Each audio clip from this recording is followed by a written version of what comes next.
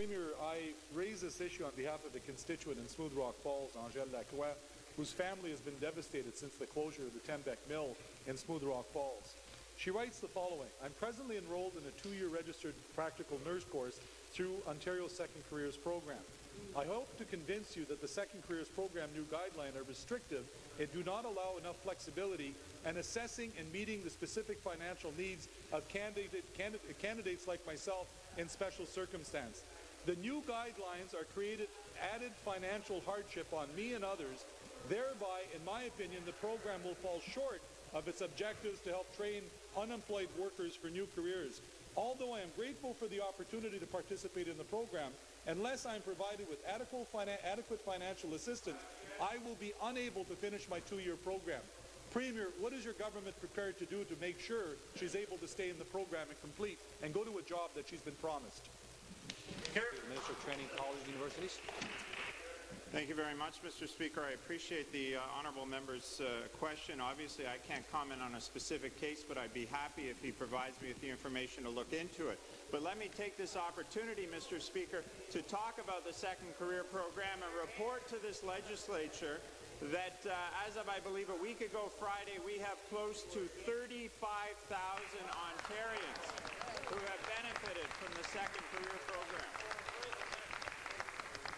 And Mr. Speaker, despite the criticism, the continuing criticism that came from the New Democratic Party, we moved forward and established the first program of its kind in Canada.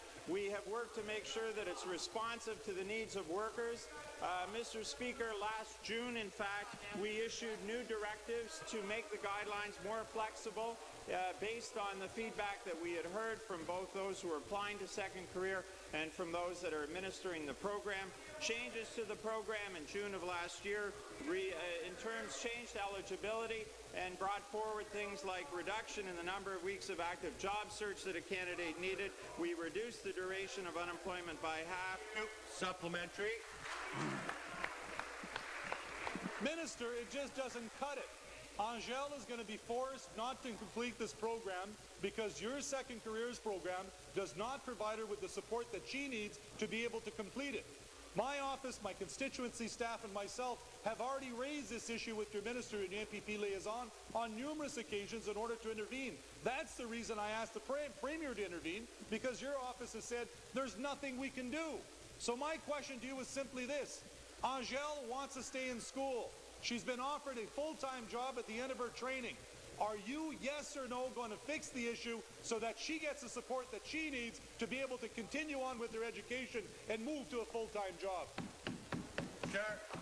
Mr. Speaker, I make no apologies for a program which has offered support to 35,000 Ontarians. And as I've traveled throughout the province, I have met dozens and dozens of people who are part of this program and moving forward. The program has a financial criteria which is based on the individual needs of an applicant and can offer up to $28,000 in support. As I say, Mr. Speaker, I cannot stand here and comment on an individual case or that person's financial circumstances.